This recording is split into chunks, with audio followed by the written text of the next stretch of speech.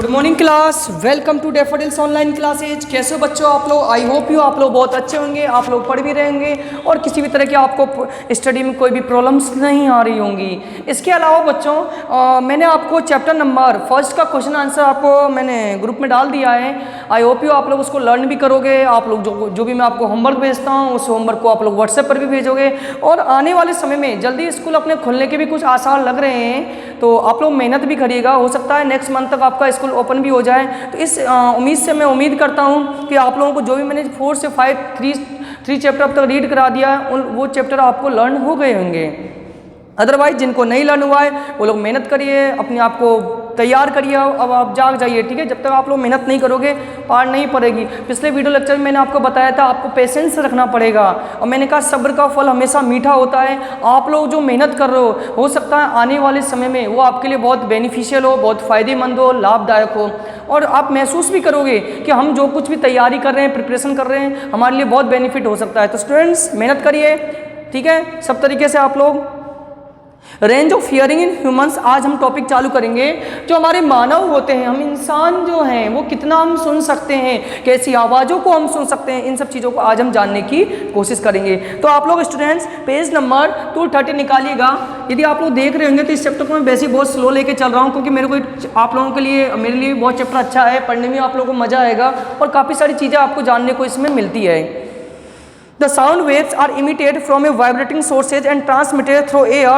When these waves strike our eardrum, they produce in our ears the sensations of hearing. Our ears are sensitive to both the amplitude and the frequency of sound wave. Some sound appear loud, whereas other appears faint to the ear. Our ear is normally sensitive. The only vibration is frequency 20 to 20,000 या 20 kilohertz. जो sound waves होती है ना, जो ध्वनि तरंगे होती है वो वाइब्रेशन से ट्रांसमिटेड करती है। मैंने अभी कुछ बोला, मेरी आवाज़ सामने तक गई, आप लोगों तक पहुंचती है, तो मेरी जो आवाज़ मोबाइल में से आपके निकल रही है वो आपके कानों तक और मोबाइल में से जो मेरी आवाज़ निकल रही है उस आवाज़ के बीच में क्या एयर है। एयर में वो पार्टिकल्स होते हैं, वाइब्रेट करते हुए आपके कानों तक पहुँचते हैं। When this sound strike our eardrum, और हमारे कान के पर्दे से टकराते हैं। They produce in our ears sensation on hearing, तब जाके हमारे कानों में कोई आवाज़ सुनाई देती है। Our ears are sensitive to both an amplitude and the frequency sound waves. Some sound appear loud, कुछ आवाज़ हमें ऊंचा सुनाई देता है, कुछ आवाज़ हमें कम सुनाई देता है। हमारे कान जो होता है ना, लगभग हमारे ईयर जो है 20 हर्ट्ज से, हर्ट्ज की मैंने फ्रिक्वेंसी बता दी, हर्ट्ज इसका यूनिट होता है, फ्रिक्वेंसी का यूनिट होता है। तो हमारे जो ह्यूमन ईयर है लगभग क्या इतना ही होता है, 20 हर्ट्ज टू 20,000 हर्ट्ज तक की आवाज़ को हमारे ह्यूमन ईयर सुन सकते हैं। The frequency range of called Audible range, इसे श्रव्य ध्वनि कहते हैं, जिनको हम सुन सकते हैं। अंडरलाइन करेगा, ऑडिबल रेंज कहते हैं श्रव्य ध्वनि। The sound have frequency above 20,000 hertz and below 20 hertz can not here normally. मतलब 20 से ऊपर की 20,000 से ऊपर की साउंड और 20 से कम की ये साउंड को हम नहीं सुन सकते, हमारे कान इसको कैच नहीं कर पाएंगे। ज़्यादा तेज आवाज़ और कम आवाज़ भी हम नहीं सुन पाते। आपने देखा होगा कोई बहुत ज़ोर से बोल रहा है, क्या आप सुन सकते हो? नहीं ना। कोई बहुत धीरे से बोल रहा है उसको भी हम नहीं सुन पाते, क्योंकि हमारी जो एयर की फ्रिक्वेंसी होती है ना, एयर की जो रेंज होती है वो इतनी है, ना इससे ज़्यादा ना इससे कम हम सुन सकते हैं।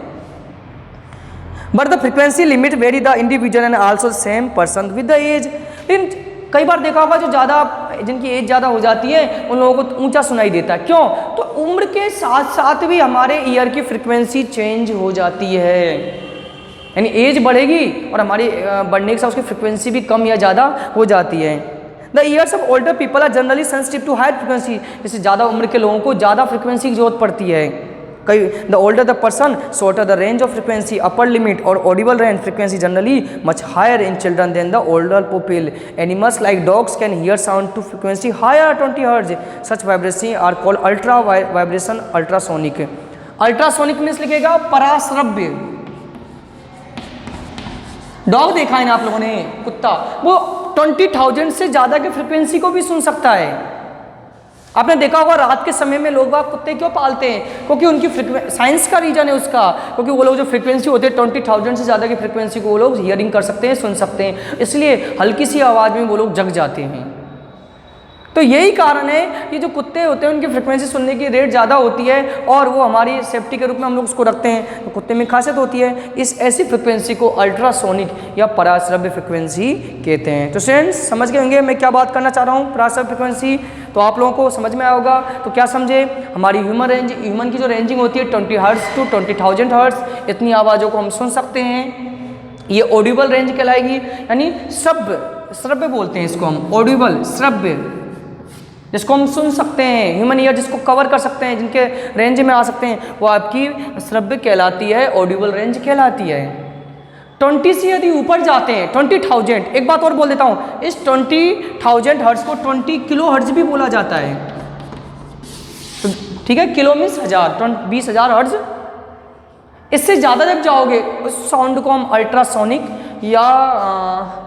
अल्ट्रासोनिक वाइब्रेशन या अल्ट्रासोनिक बोलते हैं। पराश्रव्य जब हम सुन, हमारे कान जिनको पकड़ नहीं सकते, रेंज जिनको सुन नहीं सकती है। फ्रेंड्स इस फ्रिक्वेंसी के बहुत सारे यूजेज भी हैं। नेक्स्ट वीडियो लेक्चर में हम इसके यूजेज को पढ़ेंगे। आखिरकार इस फ्रिक्वेंसी एनिमल्स कैसे सुन लेते हैं, बैट चमगादड़ कैसे सुन लेता है, कई सारी चीज़ें हैं। ये मेडिकल लाइन में भी ये काम आता है। तो काफ़ी सारी इन्फॉर्मेशन है, यूजेज भी हैं इसके, हम उन सब चीज़ों को जानने की कोशिश करेंगे। तो आज के लिए स्टूडेंट्स इतना ही काफ़ी है। नेक्स्ट वीडियो लेक्चर में हम फिर से मिलते हैं एक नए टॉपिक के साथ, नए चीज़ों के साथ, और आप लोगों को समझ भी आ जाएगा। तो स्टूडेंट्स तो पढ़िए, पेशेंस रखिए, आने वाले समय हो सकता है आप लोग जो आज पढ़ाई कर रहे हो वो आने वाले समय में आपके लिए फ़ायदेमंद हो। तो thank you students, thank you for watching this video and attend this session.